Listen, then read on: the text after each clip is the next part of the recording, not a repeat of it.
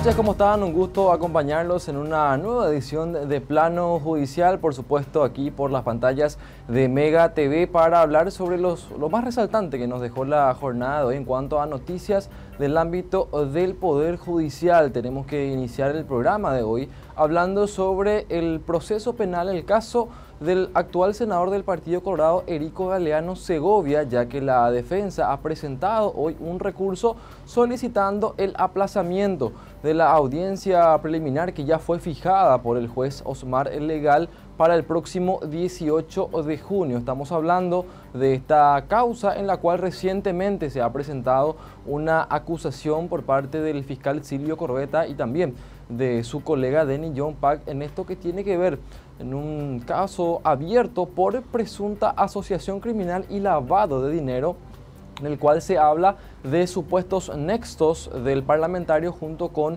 el grupo criminal que es presumiblemente liderado por Miguel Ángel Ifrán, alias Tío Rico, recientemente acusado también, y por el uruguayo que actualmente se encuentra prófugo de la justicia, Sebastián Enrique Marcet Cabrera. Esta acusación, para hacer un poco de memoria también, guarda relación con una presunta ayuda logística que habría brindado el legislador del Partido Colorado a este grupo criminal a través del uso de su avioneta particular que, según la acusación de estos fiscales, habría sido utilizada para el traslado tanto de Marcet como de Tío Rico. Además, también se habla en una porción de hechos en torno a la venta simulada de un inmueble en la localidad de Agua Village, allí en Altos, por más de $1 millón, o mejor dicho, por $1 millón que se realizó en efectivo, pero cuya transacción habría sido aparentemente de manera simulada, de acuerdo a lo que menciona la Fiscalía.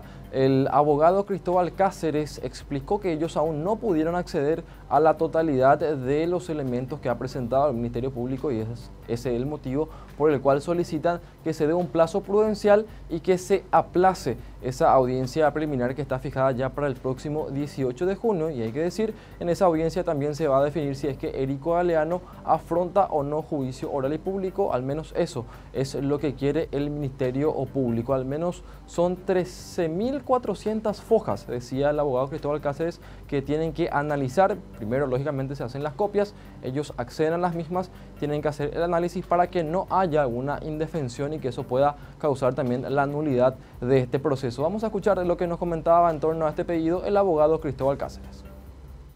Sí, efectivamente, ante el cúmulo de pruebas ofrecidas por el representante del Ministerio Público que no fueron ofrecidas durante un año de investigación, los 6 meses más la prórroga, y teniendo en cuenta que nosotros ya fuimos notificados, estamos hablando de aproximadamente 13.400 fojas que todavía no tenemos acceso, por lo que pedimos la prórroga de la audiencia, teniendo en cuenta que, como dije, 3 días, hoy es el tercer día que nos está corriendo de las disposiciones del Código Procesal Penal.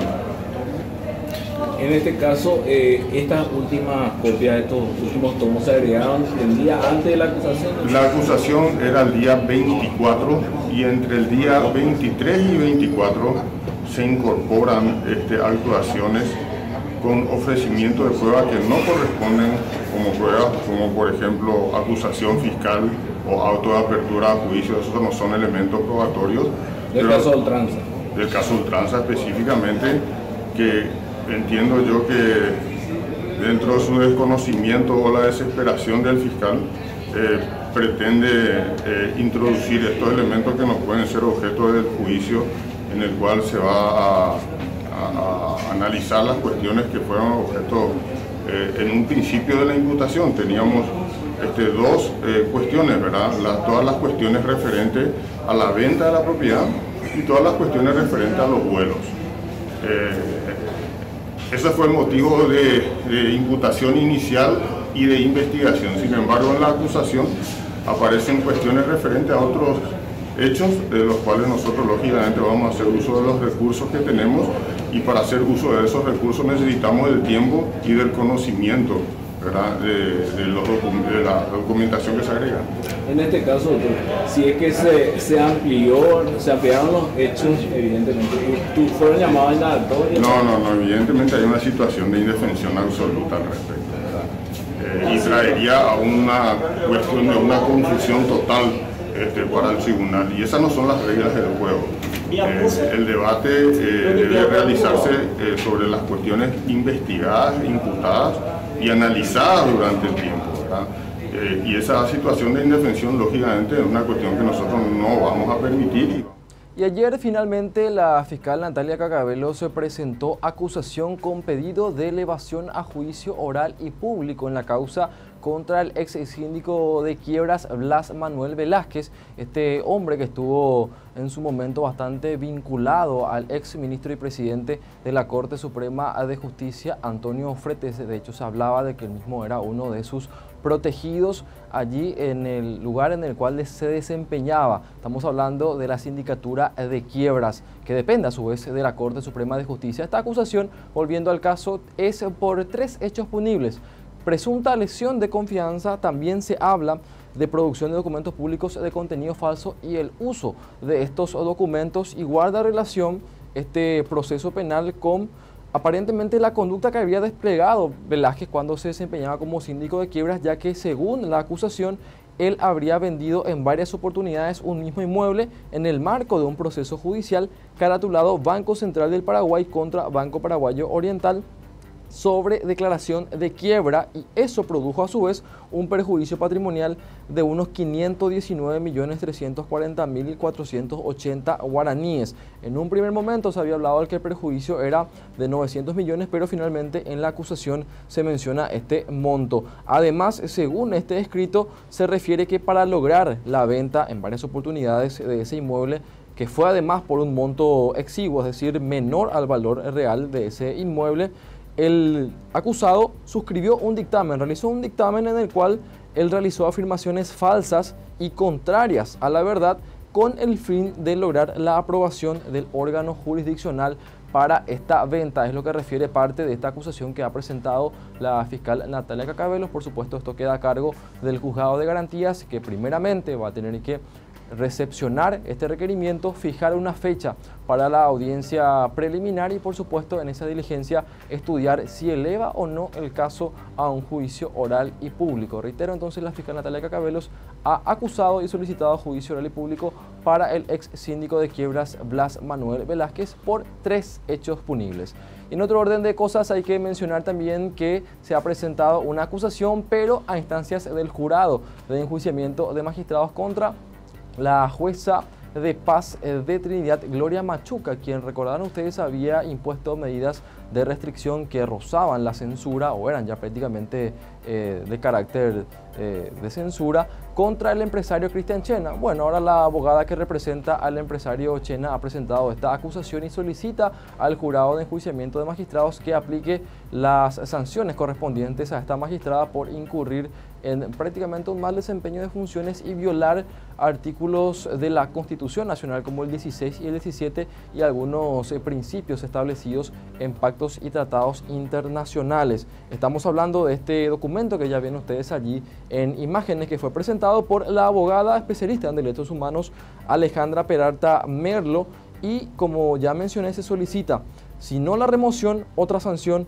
que crean conveniente los miembros del jurado respecto a esta magistrada, y hablan de una manifiesta parcialidad o ignorancia de las leyes relevadas o reveladas en juicio, y también se habla de que la misma emitió resoluciones respecto a este caso, prohibiendo, por supuesto, publicaciones y menciones por parte del empresario y su medio resumen de noticias. Hay que recordar que en este caso una jueza en lo civil ya de primera instancia había ordenado justamente que se rechace la denuncia luego de una apelación que presentó la propia abogada Alejandra Peralta Merlo. Esto guarda relación con la acción que había presentado la abogada Giselle Zuni Monques, que había mencionado o se había sentido agraviada, en realidad, o violentada prácticamente, y había citado la violación de la ley 5777/16, que habla o que ve justamente lo relacionado a la protección integral de las mujeres, y en ese sentido se había dictado estas medidas que al menos para la abogada es inconstitucional y, como ya había mencionado, viola algunos principios, inclusive algunos preceptos que están establecidos en tratados y convenios internacionales. Esto va a tener que ser estudiado por el jurado de enjuiciamiento de magistrados e incluso también, para recordar, decía ya, si bien es cierto, el caso tuvo un resultado favorable a el señor Chena en un juzgado de primera instancia al presentarse la apelación, todavía está pendiente una acción de inconstitucionalidad que se ha presentado ante la Corte Suprema de Justicia en el marco de este mismo proceso. De hecho, hace poco también la representación de la víctima, en este caso la supuesta víctima, había solicitado al juzgado que se deje sin efecto esa decisión de primera instancia, o de segunda ya en teoría, porque la primera constituiría lo del juzgado de paz, porque se está tramitando esta acción de inconstitucionalidad y bueno, ahora se va a tramitar también esta acusación que se ha presentado ante el jurado de enjuiciamiento de magistrados. En otro orden de cosas, tenemos que hablar también acerca del caso del ex titular de la PMT de Asunción, Juan Villalba, quien finalmente obtuvo un permiso especial para trabajar en el marco del proceso que se le sigue por presunta violencia familiar.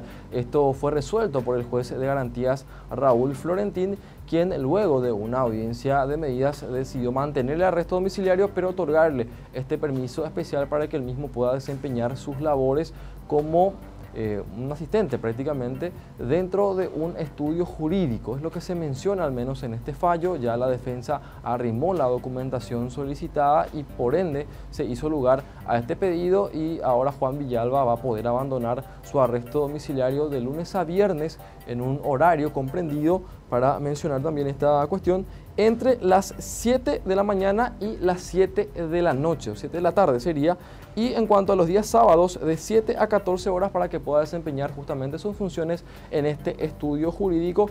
Como mencioné ya, el juez de garantías Raúl Florentín es el que hace lugar a este pedido y menciona, entre otras cuestiones, también lo que tiene que ver con el derecho al trabajo, un derecho que está establecido en la propia Constitución Nacional. Por ende, se hace lugar a este pedido, pero se mantiene el arresto domiciliario y también se deja expresamente la prohibición de que Juan Villalba se acerque a las dos víctimas, y en ese sentido también se menciona que en caso de que se incumpla esa cuestión se van a revocar las medidas. O sea, esto quiere decir que es bajo apercibimiento de que se revoque este beneficio que ha sido otorgado en caso de que se incumpla esa disposición.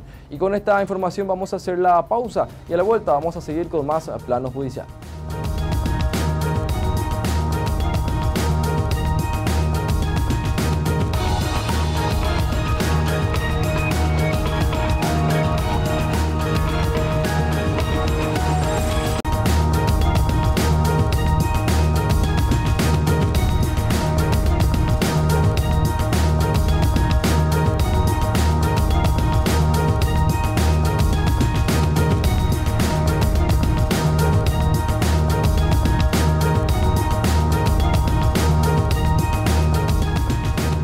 Continuamos con más Plano Judicial. En esta segunda parte queremos hablar sobre un juicio en lo civil que se está realizando y en el cual la Fiscalía, en este caso una fiscal del Fuero Civil, ha dictaminado a favor del levantamiento del embargo de bienes que pesa sobre bienes justamente de Copaco, bienes que afectan justamente los intereses del propio Estado paraguayo, y esto ha tenido que ver incluso con una intervención de la propia Procuraduría General de la República. Y sobre esto vamos a conversar con el Procurador General de la República, el doctor Marco Aurelio González, quien ya se encuentra en línea. Buenas noches, doctor, muchas gracias por atendernos.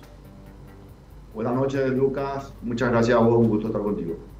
Bueno, doctor, finalmente se da este dictamen favorable por parte de la Fiscalía luego de una intervención justamente de la institución de la cual estás a cargo justamente, y queremos conocer un poco los detalles porque parece un poco hasta extraño, si se quiere, que se haya resuelto el embargo de bienes del Estado paraguayo. Sí, es importante señalar, Lucas, muchísimas gracias por la oportunidad, que en demandas civiles contra Copaco, contra las empresas públicas, cuando se piden embargos, normalmente no se da en el fuero civil. Sin embargo, cuando piden embargos ante el fuero laboral, normalmente suelen embargarse bienes de empresas públicas que pertenecen al 100% al Estado. son bienes del Estado, por ejemplo. Ante esta extrañeza y cuando empezamos a hacer la consulta nos dimos cuenta que en realidad la Procuraduría nunca se presentó a solicitar el levantamiento de embargo. No tenemos noticia tampoco de que haya tenido conocimiento antes. Los propios abogados de Copaco no apelaban los embargos, era básicamente una práctica habitual de pedir embargo y por deporte se libraban los mandamientos. Nosotros al enterarnos de toda esta situación hicimos un estudio profundo, estamos 100% convencidos de que son bienes de Estado, que son inembargables, que la ley es muy clara, y la ley es muy clara para todos los fueros, es decir, el Código Civil aplica en toda la instancia y nadie puede embargar los bienes de Estado. De hecho, son inembargables ¿para qué? Para que no ocurra lo que está ocurriendo. Hoy día, el embargo de estas personas, de los jubilados, está impidiendo incluso que los funcionarios activos estén percibiendo sus salarios, sus haberes.